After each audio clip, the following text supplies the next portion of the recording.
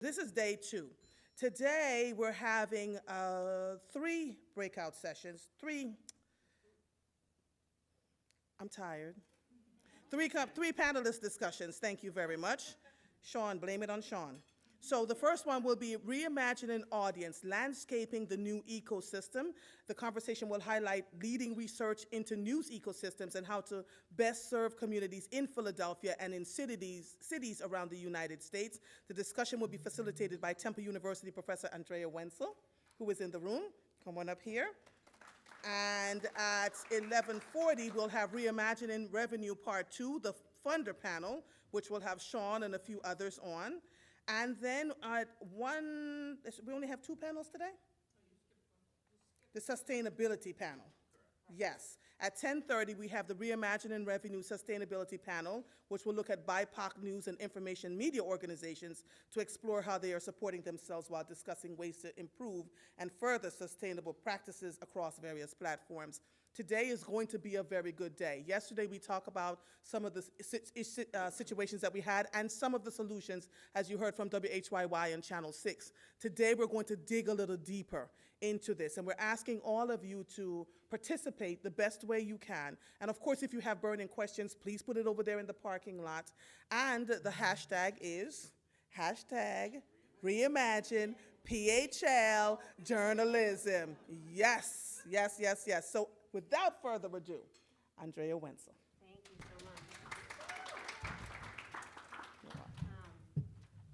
Thank you to the hardy Day 2 crowd. It's like always the first panel on the second day of things is a challenge.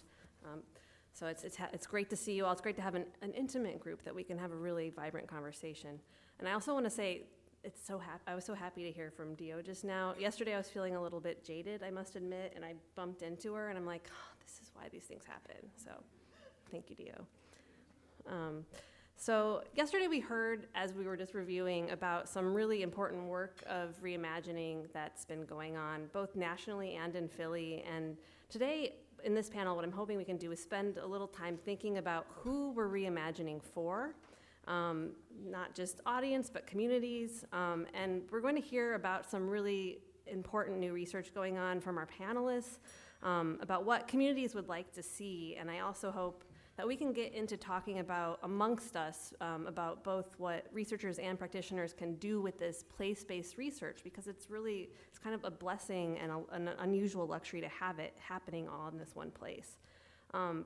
Quick context on why I'm talking to you all and why I'm part of this. So I spent about most of the past decade having a lot of conversations with people about what they would like, how they would like to think about journalism, reimagining it around the US in different places. And then before that, I was working in journalism and frustrated with it. And going back to WBEZ, where I was working with Jesse Hardman in the late 90s and early 2000s.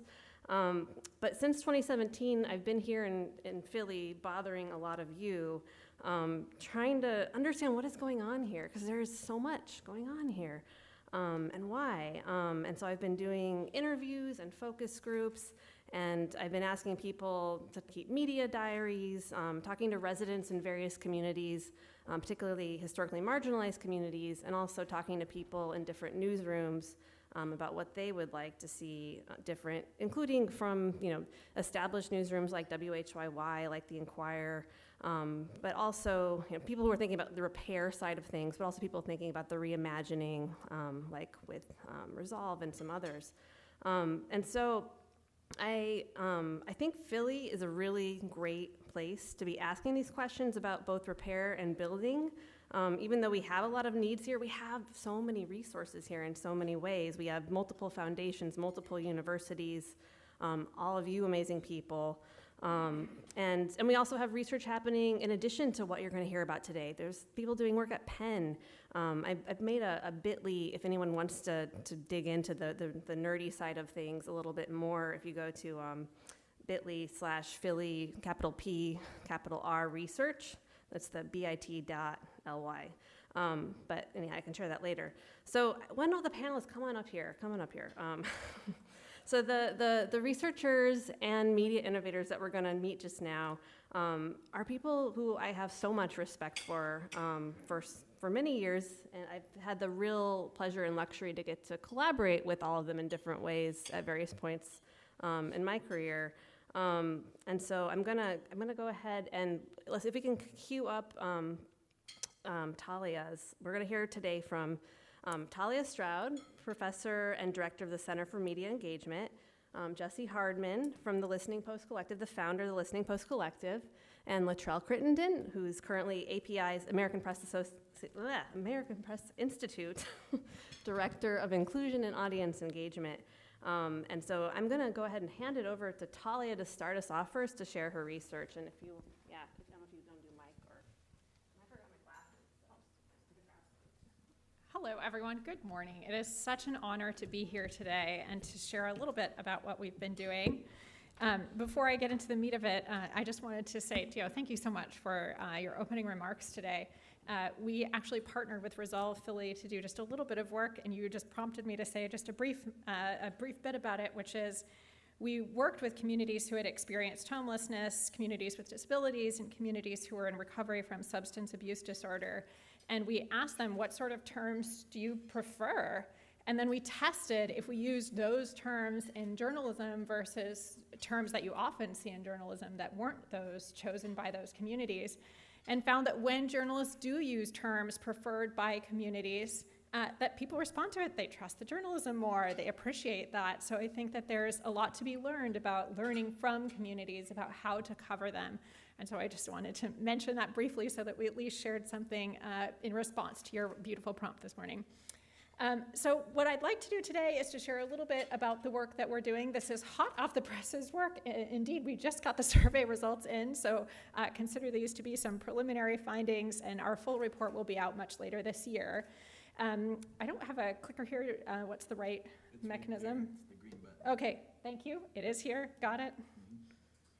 Okay, so briefly, what I'm going to talk about today is a partnership with Lenfest and SSRS to understand how Philadelphians perceive their local news.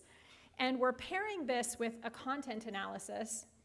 And this, we scraped media from around 100 different outlets in Philadelphia over the same time period when we did the survey. I don't have those results for you here today, but I will share with you some of the results from the survey. And the way that we did this is first we held a number of community meetings around Philadelphia. We did them virtually. We were still in some of the earlier pandemic phases as this goes in and out. And we asked people to reflect on the survey instrument and to give us feedback on it. And we also asked people to help us divide Philadelphia into regions. I'll say a little bit more about that in just a moment. And then we worked with SSRS to field a probability sample, and this is really important that we used a probability sample because the goal of this is so that we can generalize the results across Philadelphia, and so that we really tried to represent the whole city rather than going to a few places and asking people who are passing by, for example, to take a survey. So this is a really critical feature, and we did this using mail, using phone, using internet, so we tried to use any opportunity possible so that we gave people maximum ability to complete the study. In the end, we surveyed just over 1,500 people. And let me just say before I continue on a couple additional reasons why we're doing this. The first is there's been so much discussion about news deserts, and these are often focusing on small communities that lack a local newspaper. This is a really important focus, but there's another focus that I think is missing when we have so many conversations about news deserts, and that is that there are actually news deserts within cities. And if we don't start looking at what's happening in our cities and simply say, oh, they've got a lot of media outlets, it's fine, I think we're actually missing something really important. And so this sort of work is an effort to say, no, we can't just say they have media outlets, they're covered. We need to look at how different neighborhoods within cities are being covered. And then the next is to identify gaps. When we talk to people, you can see people who are saying, look, there's not enough coverage about my neighborhood here. I'm not getting the information that I need. You also see people saying things like, the coverage is way too negative. All I see is coverage of crime of my neighborhood. And yeah, that happens, but there's a vibrant area here that's really missing from the narrative. The content analysis then supplements that by showing areas that don't actually have enough coverage in the media based on what is being discussed in the media.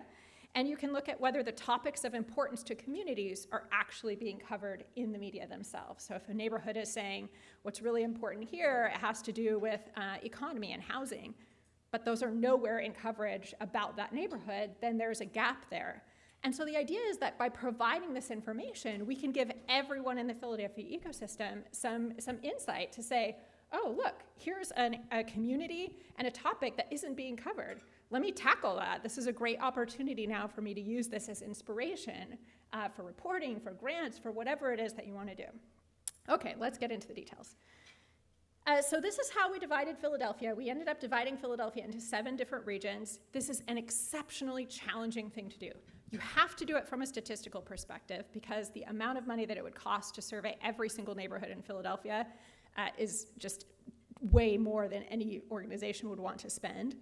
So you have to divide it into areas. We ended up dividing it into 7. This was on the basis of community feedback. And for 2 of them, 2 of these areas, we found that the opinions are quite similar. So we ended up collapsing them so that we have a larger sample size. But in general, this is showing you what we looked at.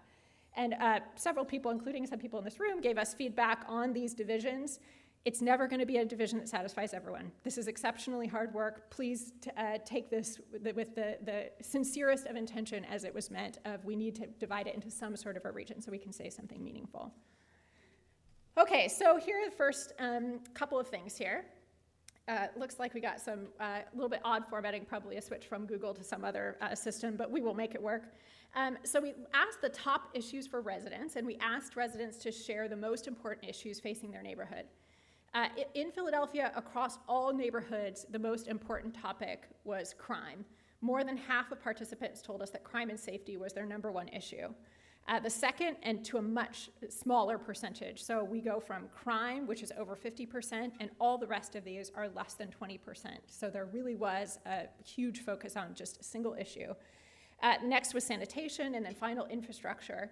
And if we look at people in different regions of Philadelphia, we see that more than half of participants say safety across all the regions.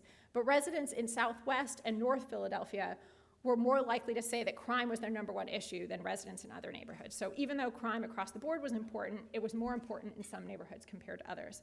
And I should say as regions rather than neighborhoods, because we really are talking about larger regions, not just individual neighborhoods.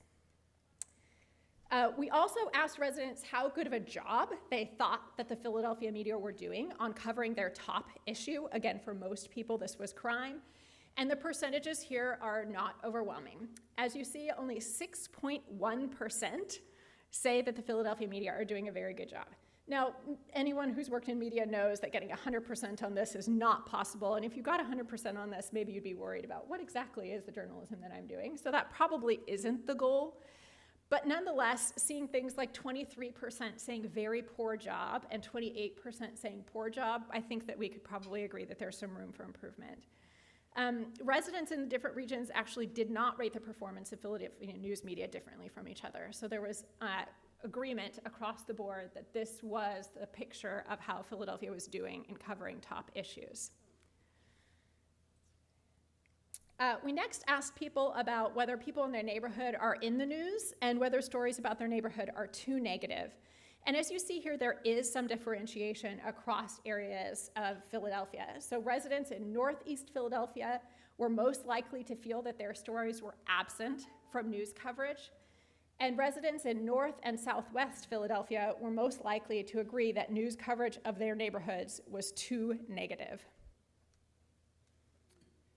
We also asked people about whether they had had any interaction with journalists, because there's some work suggesting that if you actually meet a journalist and get to know them, that can change your impression, that it can give you a sense of what's happening there and the intentions of journalists.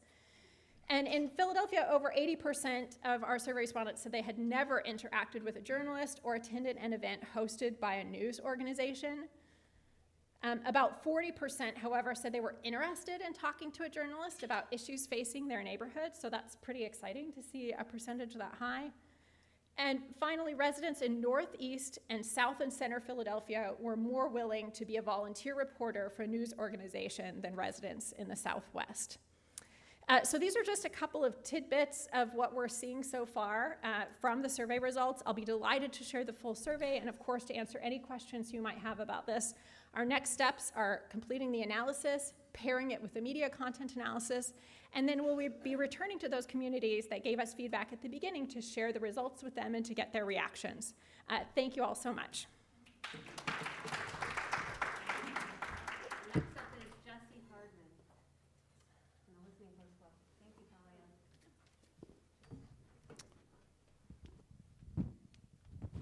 How's everybody doing? So I want to just thank Lenfest for inviting me to talk. I started something called the Listening Post Collective almost a decade ago in New Orleans, and basically what we do is we're like a civic media help desk. We help communities assess information needs, and then we work with them to solve some of the information gaps. And most recently, we were invited by a foundation in Montgomery County, about 19 miles northwest of here, to look at community information needs in the Latino community there, which is a growing population in Montgomery County. So we've spent the last 6 months assessing community information needs in that community. Again, our goal is to conduct an assessment highlighting information channels and community information needs. We've been working with a foundation there called HealthSpark, and they're Montgomery County based, and they work towards creating healthier communities in Montgomery County. So it's a nice example of a funder that's not specifically a journalism funder, but looks at journalism and information access as part of how to create a healthy community. We've also been working a little bit with the Philly-based Independent Public Media Foundation, so they've been a part of this too. So Montgomery County is, like I said, about 19 miles northwest of here. And the Latino population there, countywide, is about 6%, but in certain places, it's growing to around 40%. Norristown, Pottstown are kind of the hubs for the Latino community there, but folks live throughout the county. And you're talking about 30,000, 40,000 folks in that community. I try and not use the word news desert, the term news desert, in part because you're often talking about legacy media leaving communities, and in the case of a lot of immigrant and BIPOC communities, there may have never been support for existing folks doing information needs. So, you know, this is a good example. Some people might call Montgomery County a news desert if you're Latino, but part of our research is, well, who is doing this work? Someone's always trying to inform the community. Who are they? How do you support them? How can you learn from them? As opposed to arriving and declaring a news desert and giving solutions, you're listening to folks and figuring out what are their needs.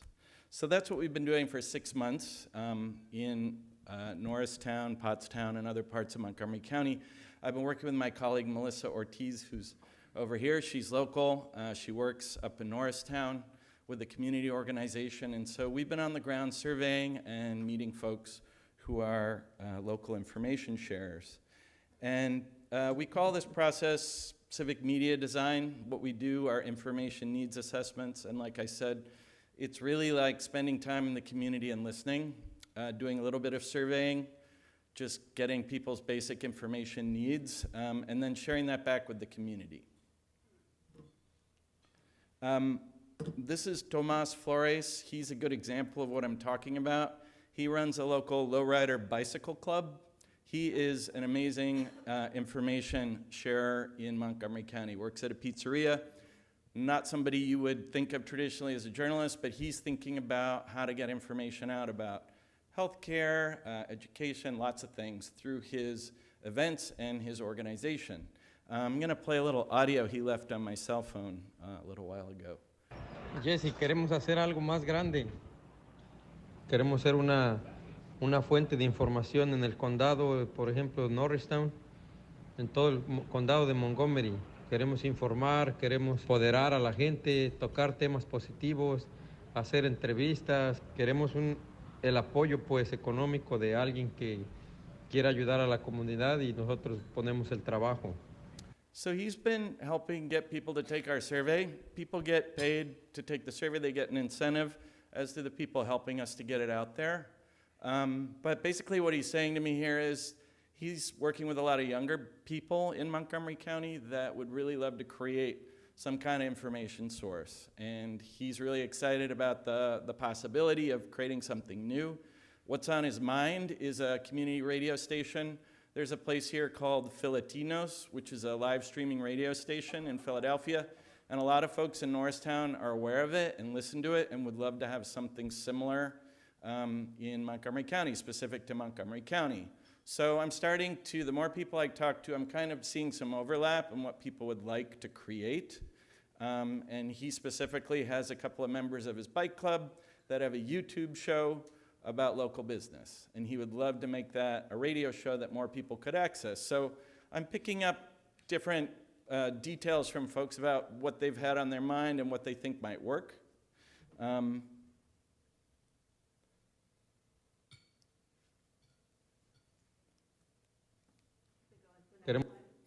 we go. So the way we're collecting some of our data, this is Melissa here running a community conversation. There's 3 main community organizations in Norristown and Montgomery County in general that focus on the Latino community. This one's called Unides para Servir Norristown. And so we had some tacos and we talked about community information needs. This organization focuses on legal aid, and they also do some healthcare stuff at their center in Norristown. So we're partnering with them on, learning more about people's information needs. This is another place that's talked about a radio station that they'd like to be a part of. But they're just great community conduits. They host a local police officer who's bilingual there so people can come and talk about security issues. So they're a great example of like who we partner with. I think, again, a lot of times researchers go into a community, what are the media outlets, who are the reporters, and these are, the people sharing information. And a lot of our surveying we've found needs to happen in person for literacy issues, for just, helping people make it through a survey. We've really had to, you have to innovate every time you do this kind of research. It's different in every community. I work a lot in California, in majority Latino communities. It's very different than the work we've been doing in Montgomery County. This is part of our survey. Melissa's been partnering with a food bank, and folks are there every Friday. And so it's been an opportunity to work with folks on taking the survey and getting more data from people as we go. I also want to share some things we've tried that didn't work. This is a strategy that did work in Southern California and did not work in Montgomery County. We've been putting out posters in the community, mimicking posters that we see in shop windows at community organizations with QR codes. We did some research with folks about how to do this, but honestly, we've gotten very little mileage out of this. And it just shows you really have to listen even more deeply and understand how to partner with the community better. Here's another strategy that didn't work, Facebook ads, which has worked in other communities. There are Facebook groups for the Latino community in Montgomery County, but they're not very vibrant spaces. They're often folks trying to sell that community things. People are very worried about being catfished or have other issues related to being on Facebook. So that turned out to be another space not to use. We've also been doing stuff in English. What we've realized is people actually really want information and they want to do this survey in Spanish. And here's a quote from somebody who did take our survey talking about spam and telemarketing and hacking and really kind of revealing some of the issues about why people might be less likely to engage a survey online. Folks are feeling very threatened online there, so you really have to meet them in person and talk to them in the spaces that they're already occupying. And I'm just going to share a little bit of data here before I wrap up, but one of the questions we asked is, when something happens in your community that's important to you, how do you hear about it first?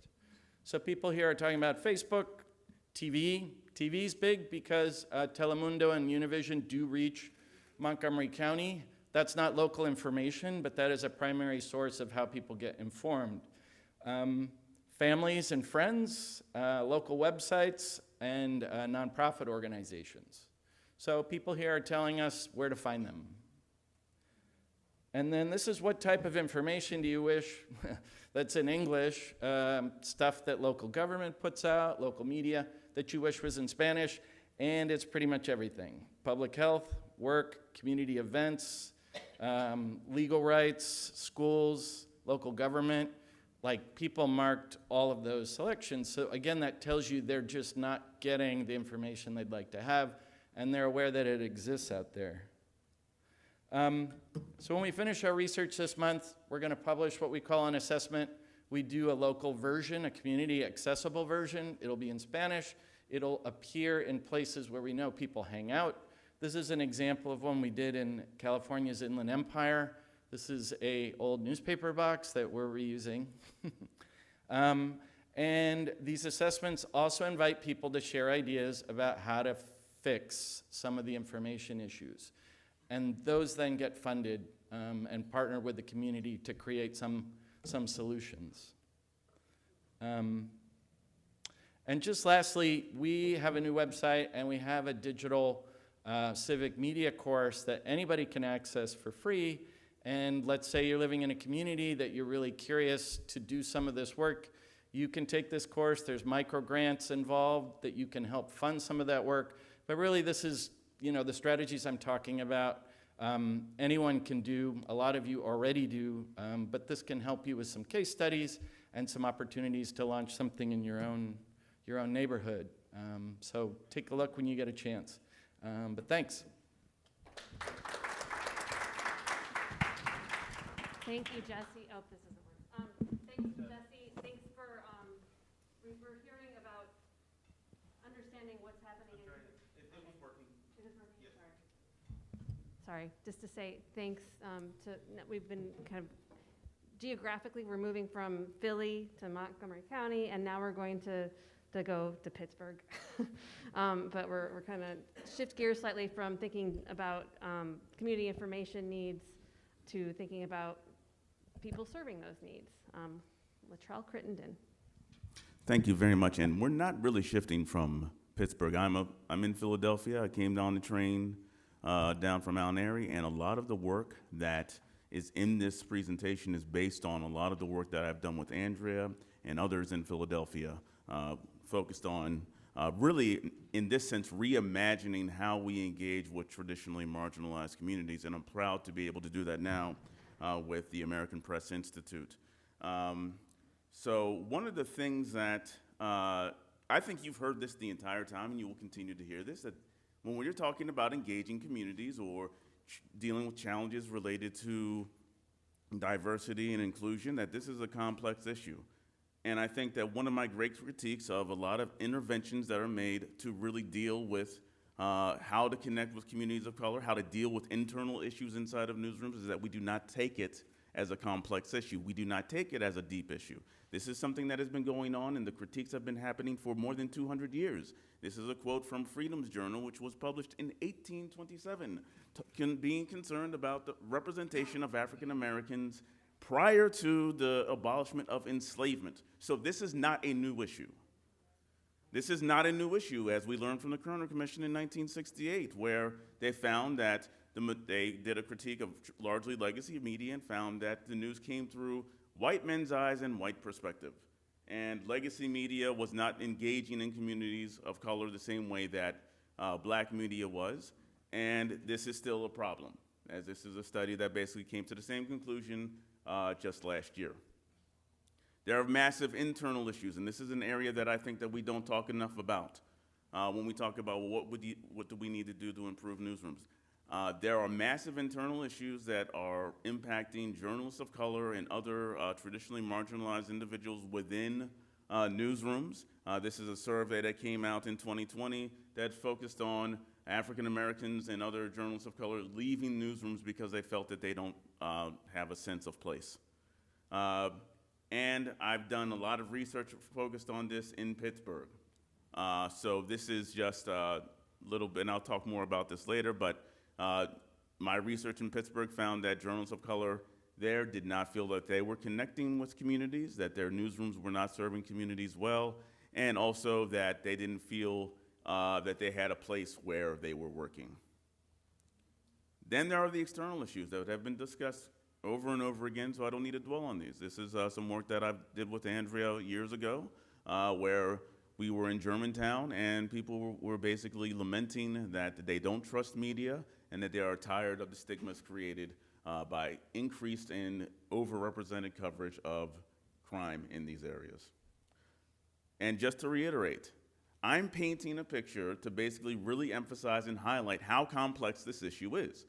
That you can't simply find one size fits all approach to really dealing with these issues.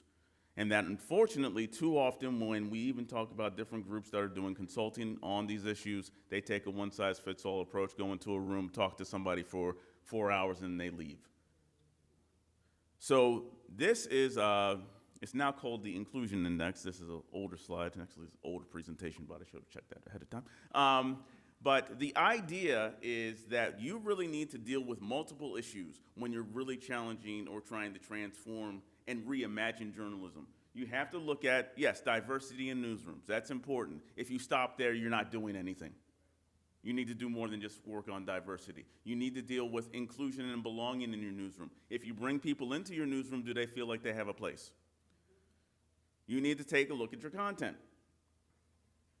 Are you representing communities fairly, adequately? Are you representing all segments of communities? Unhoused populations, yes, as was discussed earlier. You need to take a look at these things. Are you doing any engagement work? A lot of the discussion this time is going to talk about community engagement. Do you know if your communities trust you? Have you talked to people? One of the things that I've seen in my role is a lot of newsrooms developing products without having ever talked to anybody in the newsroom, in the community.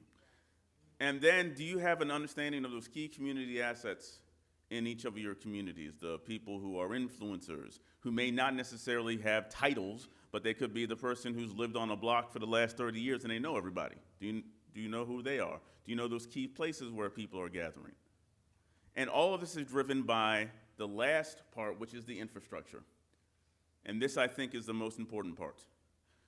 Do you have the capacity, or are you building the capacity to actually do any of this work? We had Candace Fortman for a panel in Detroit a couple of weeks ago, and I'm just going to give her props for this. She summarized, I want to see your investment in the work. You have an inclusion, an engagement team? Do you have one? Do you actually invest in any type of software or type of anything to do assessment of your coverage? Because if you don't have that investment, you're not really doing anything. So we basically have a scale where you're talking about poor, passive, active, engaging, and thriving. So basically, and as I explained, I'm going to go pretty quickly so we have time. This is a scale. So what do I mean by this? Passive versus engaged. A lot of people will say that they have built in or they have something to do some work. But if it's like the photo on the left, you have the machine, but you're not using it, obviously. That's very passive. You're saying you're doing something, but you're not really engaging with anything. Versus making the extra effort to really have somebody there help you and taking the best practices that you possibly can. And then when you're thriving, everybody's happy. Everybody's doing their best work. Everybody feels like they have a place. So real quickly, with our Pittsburgh cohort, everything is research-based, and that's what you're hearing today. We actually went into the community and we've done surveys with the newsroom. We've done interviews in the community. We've done interviews within the newsroom, and we actually have a content analysis. We collectively have talked to dozens and dozens of people and have looked at over 800 articles for this work. We held a cohort session where the newsrooms involved in this, and there were 5 newsrooms, the Pittsburgh Post-Gazette, which was shocking, the Pittsburgh Tribune-Review, Pittsburgh City Paper, Public Source, and we actually had a student newspaper, University of Pittsburgh, Pitt News. We actually sat down, we wrote a report, and we gave them the highlights of what happened. Next, they will do community listening. So they're going to go out into the community and actually do some listening sessions. And from there, they're actually going to develop a strategic plan led by a community member from Pittsburgh. So it's not me. I lived in Pittsburgh 3 years. That's not very long. That will help them develop their plan. And then at the end, they have to basically release part of that plan and what they learned to the public. That is key, because too often you don't have accountability where a lot of this work happens behind closed doors and it stays behind closed doors. So with that, I'm happy to discuss more about this, but this is basically the inclusion project that the Inclusion Index. Thank you. Thank you. So we're going to open it up to everyone's questions in just a second, but I want to give the panelists a chance to talk a little bit about some common themes. And actually, I'm just wondering, thank you all, first of all. That was really exciting to hear about the work that you're like literally just coming into fruition, that's hot off the presses, and that I had the great privilege of getting to like watch some of the Pittsburgh cohort do their thing, and it was really exciting. So this is really exciting work that you're all doing. I wanted to know if you could share a little bit of, for newsrooms that maybe aren't directly connected to your work, what would you like them to do with this? Why should they care about research? Can you guys hear me? Okay. I really hope that what happens from the research that we're doing is that it can be an inspiration for news organizations and others that are interested in informing Philadelphians. Because if you see that there's an area of Philadelphia that hasn't been mentioned in coverage across a span of several weeks, that should be a call to action, right? This area of Philadelphia needs more coverage. And if you see another part of Philadelphia where it's only about crime, but you see the residents there actually think that the coverage is too negative, that it's too focused on crime, and they give you other topics that are of interest to them, I hope that's another inspiration of, oh, okay, well, let's do a story in that neighborhood about another issue that's really important to that community. So I really hope that this survey offers inspiration to everyone. Thank you, Talia. Anybody else want to jump in on what we'd like to see? Well, I think that the main concern that I have with a lot of the approaches that newsrooms take is that they're basing all their decisions on absolutely no research. You're saying that we're going to develop this plan. It doesn't matter whether it's related to diversity or inclusion or whatever. You're developing plans based on intuition. That's not going to cut it. You have to actually get out in the community and actually do research. Look at your content. Look at your hiring practices. Look at your budgets. And if you're not doing any of that type of research, then what you're doing is setting yourself up to fail. So I think that it is important that research takes place, and that's why our effort is based in research. I think doing things like an assessment of community information needs can give not just a news outlet, but a community, a playbook to refer to come back to. And it's not something you do once, it's something you update. You keep going back to the community.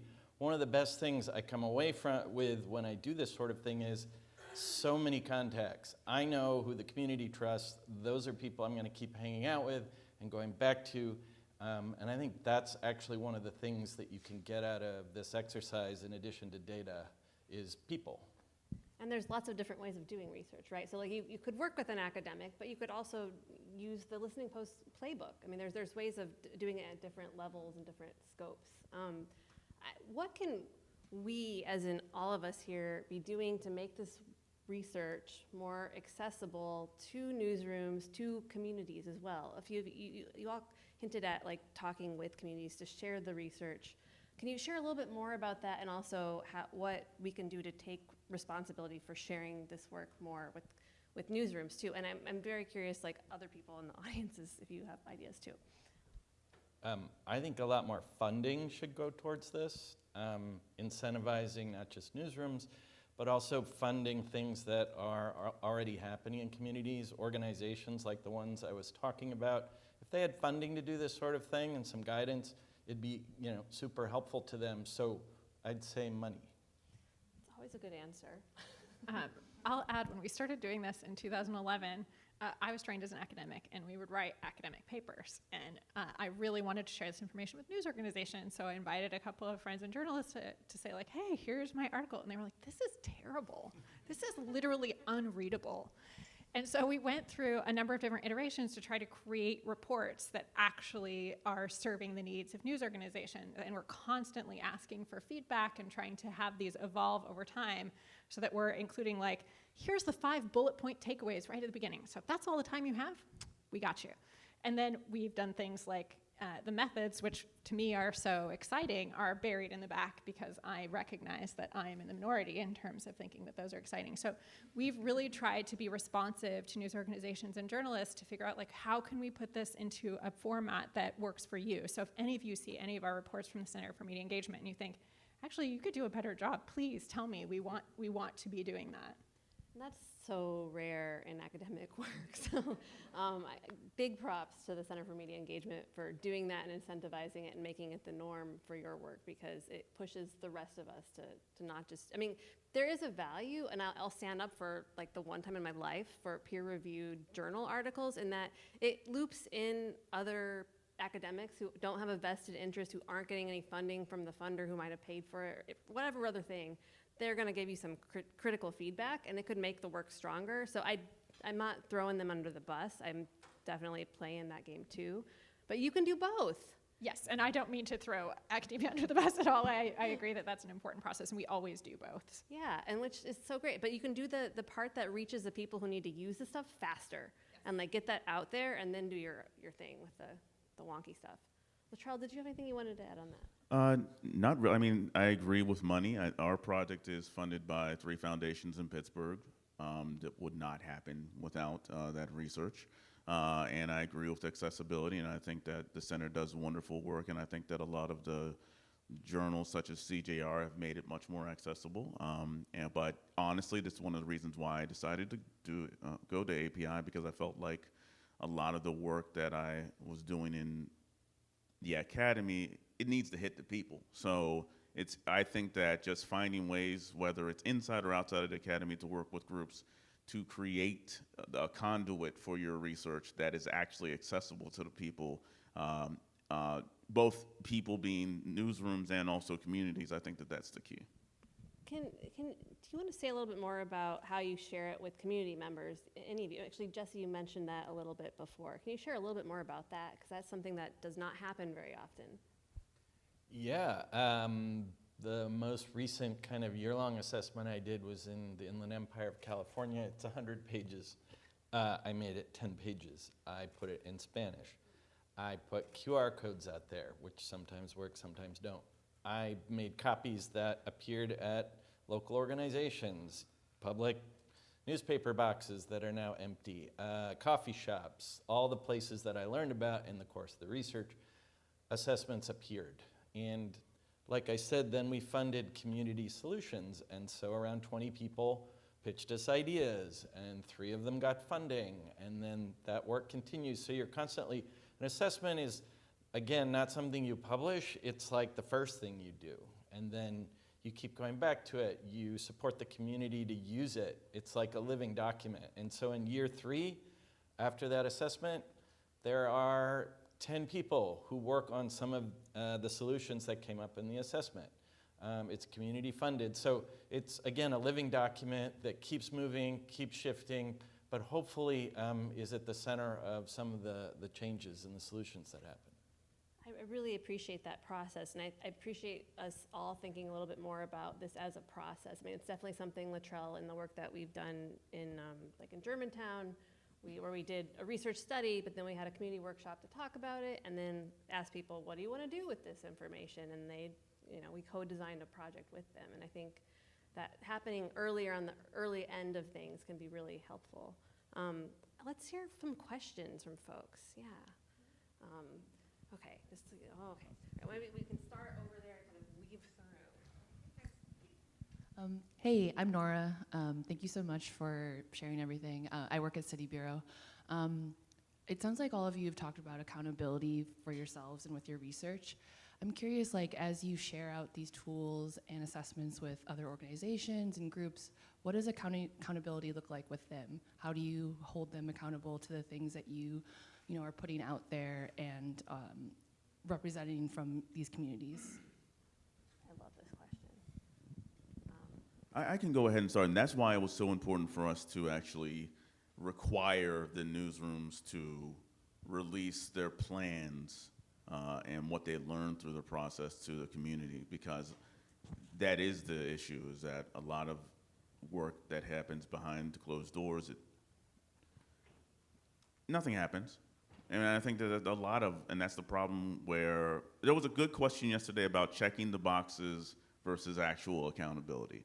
And I think that a lot of newsrooms that will go through, oh, we had this training on something 2 years ago. All they're really looking to do is check the box and basically cover themselves. Oh, we are actually trying to do something. You have to basically make sure that if you are facing challenges, that you put them out in the public, that you say, all right, we did this wrong, and this is how we plan to change. Otherwise, everything's happening behind closed doors, and nothing changes. And that's why moving forward with API, that's something that we're going to be requiring. We're not going to work with you unless you plan on making this information public. That's so exciting. Does anyone have any thoughts on, if I'm hearing you right, like also accountability for the listening you do to communities and the research and gathering of information from communities? This is something that I'm thinking about too much right now, but does anyone have any ideas for how you could incentivize newsrooms to have sort of real accountability for the listening and the community research they might do? I mean, I think it's a limited leverage point for some media outlets, but I think funding organizations like Lenfest actually have an opportunity there to say, as a component of obtaining this grant, for example, here are the criteria that come along with it. And of course, that only works for a small percentage of news organizations out there, but it's at least one lever. I increasingly tend to not be working as much with media outlets because I'm working in places where there may not be a lot of them. So often it's even bringing an assessment to a local city council member or a state representative or somebody like that, and connecting with them on this whole idea of civic media and civic engagement, those sorts of things. Sometimes it's a public radio station that will see a document like that and want to collaborate or want to talk about how to implement it. But more often than not, it's kind of becoming more like something to partner with existing local organizations that are trying to meet community information needs. Yeah. Questions? Wherever the microphone is. Okay, sorry. Mike. Sorry, everyone. My name is Mike Rispoli. I'm the Senior Director of Journalism Policy at Free Press. Live in Philly. Thank you for all the work you do. The question I wanted to ask you was, because you collect a lot of data around like the types of information that people want and need, but newsrooms also collect that usually through kind of more like traditional metrics collection and use that to make decisions about what types of stories they put resources to or what they put on the homepage. Can you talk at all about the disconnect between the types of metrics that newsrooms collect about what people want and need versus maybe what you're finding in your research, which is much more deeper and much more connected to the community? Happy to start us off. So the typical analytics that newsrooms are gathering are things like clicks or things like engagement statistics. And those can be useful. They give you some indication in terms of what a community is responding to.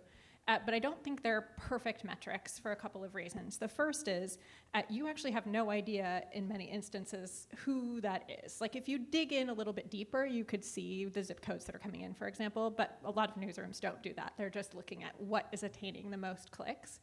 And so that may be a really bad indicator of what's doing well, and it's subject to all sorts of variation. So let's say that a really popular blog posted one of your stories.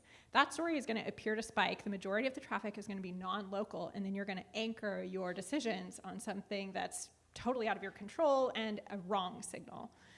The other thing is that those metrics are based on what is, not what could be. And when you're surveying community members, those that might not be in your audience right now, or those that might be there but still feel like they're not getting the information that they need, this sort of research can help to elucidate those sorts of patterns. And real quickly, that's the difference between passive and engaged.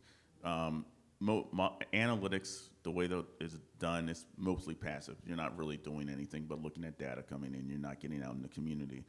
That's not good enough. And you're siloed to kind of who you know your audience is, as opposed to all the people you don't know. And there's a lot you miss when you're not actually sitting down with people and talking to them about their information needs. So you might learn that WhatsApp is super useful in a certain community.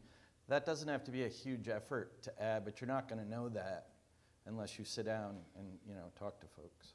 And real quickly, just to follow up, you might also find out that WhatsApp isn't useful in another community. And that one of the things I can't really discuss what we did in Pittsburgh until it comes out, but I would say that what we found, the different things that were, the different needs of each newsroom were different, which is why we really wanted to tailor our work to the specific needs of each newsroom.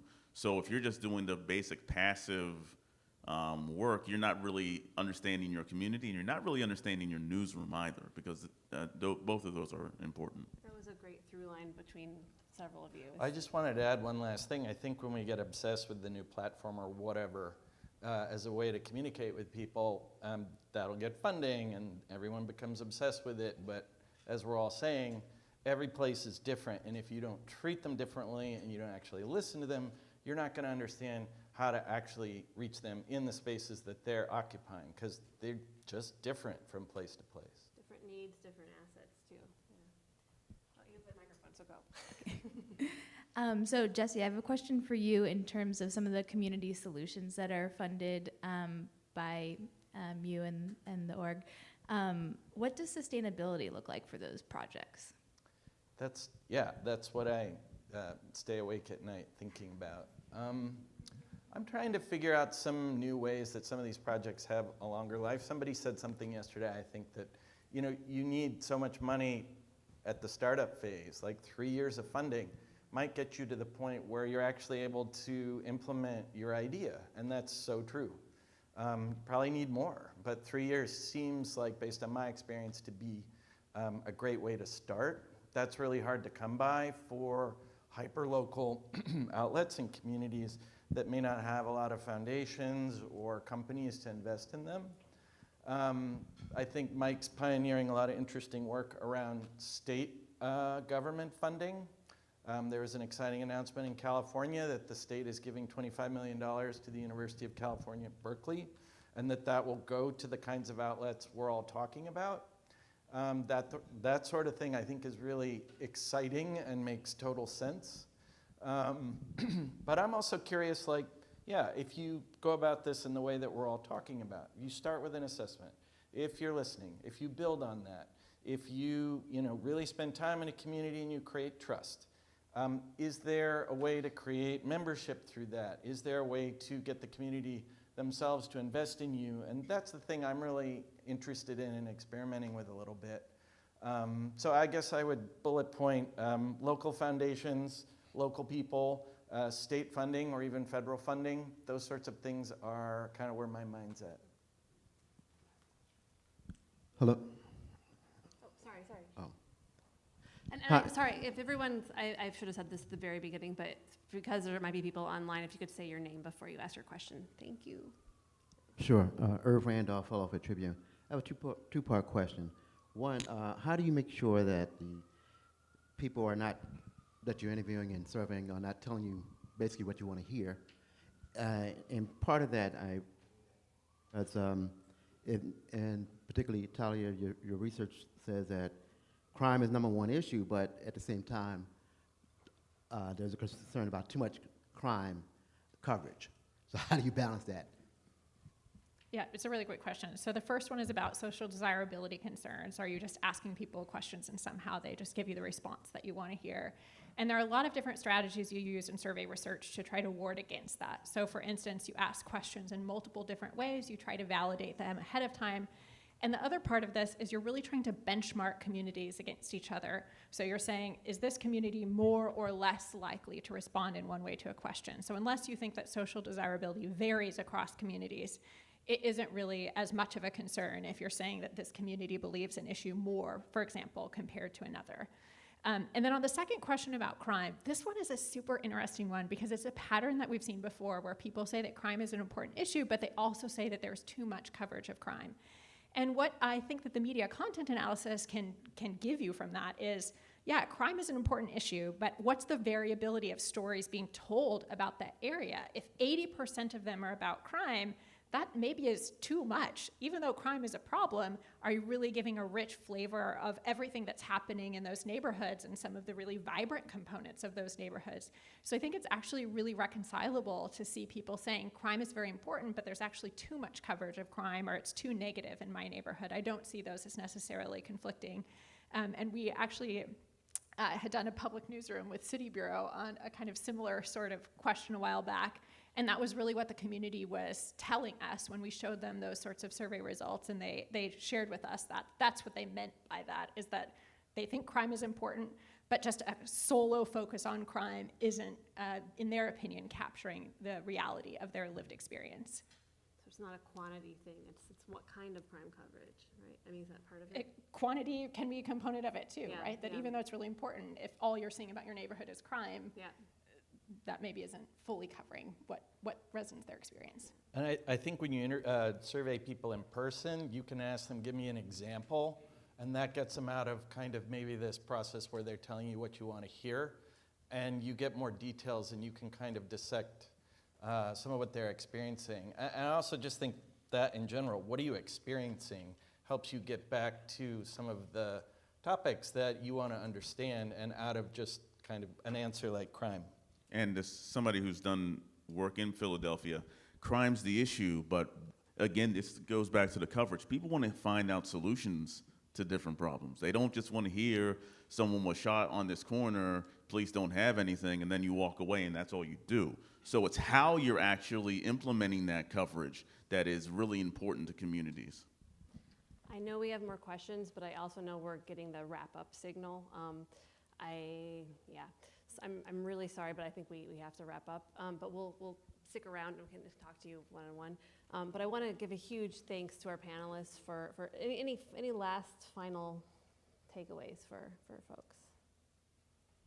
Fund our work. Are you gonna yeah, fund your work, and this stuff will be posted somewhere soon where people can see it, so you can read more about all of these studies.